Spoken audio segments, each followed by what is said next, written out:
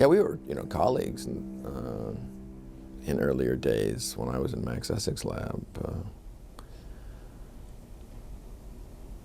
He and the woman who got her doctorate with me in Max's lab, we shared an office, and she went off to Gallo's lab, and I went back to CDC. And when this thing, because I had respect for Bob and and I was Max and I were pulling him into. He could care less about the AIDS at that time, and we needed the help of because there were just no resources at all to deal with it, and we needed his lab help and expertise, and he was just totally not interested. And then he started getting interested, and he just started. He's not a collaborator. As long as you play his in his team, is he the captain? He's fine.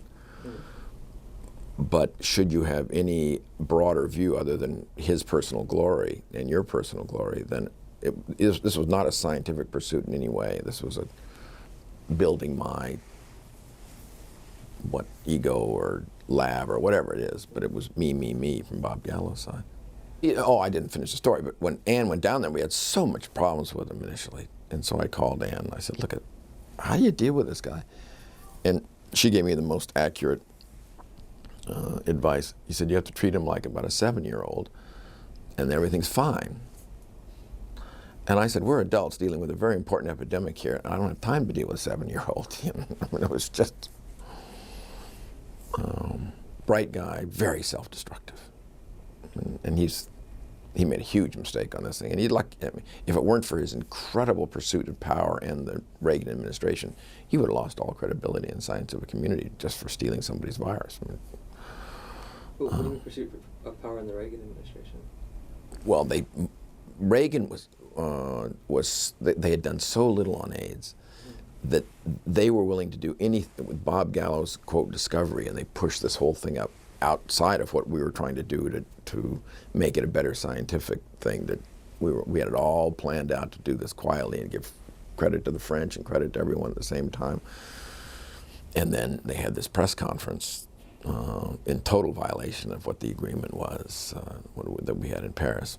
And I think Bob maybe have wanted that anyway, but he got pushed by the Reagan administration that wanted to do something on AIDS finally. And if they ignored the whole disease and literally told us to just close CDC's lab down, we don't care about it. There's a bunch of gays, who gives a shit? I mean, that was really their whole story. And so by this time it was getting to be they couldn't ignore it anymore. It was a bad disease. And so the whole thing that they rested their political response was, well, we discovered the virus. And so they pushed Bob further, I think, than Bob would even wanted to, having this press conference instead of having a joint release of really CDC, Institute Pasteur, and NCI. That was the plan. And pissing everybody off.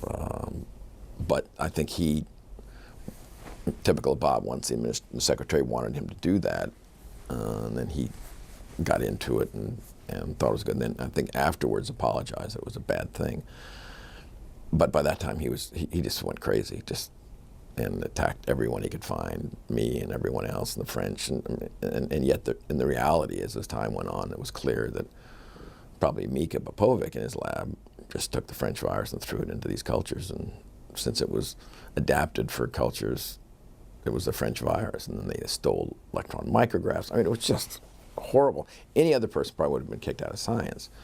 But he was so aggressive, and he will never give up. So if it wasn't for his power, do you think he would have gotten off the charges? Because I know they found him guilty of scientific misconduct twice. Yep. And then they let him go. Yep. Very bizarre. And that's probably pure Republican politics, that they did not want it to stain them too. So however this guy was, in any other scientific parameter, would have had his hand slapped at best and kicked out at worst. And he eventually got moved out of NIH, but it took Harold Bombers to do that. Is it true that only a handful of people were allowed access to Gallo's virus for research? Yes. And that numerous restrictions accompanied the virus? Yes. Can you talk about that a little bit? Bob Gallo's philosophy was to have people to whom he would give the virus be in his own control, so that any information that came out of that would come through him, so that he got all the information. Indeed, often put his name on publications and would, quote, collaborate with them. But it was more of a enforced collaboration than necessarily one that one would generally have in science. I think you have to choose ethical people you want to work with, and that he had violated that in at least my definition, the ethical standards of people I want to work with.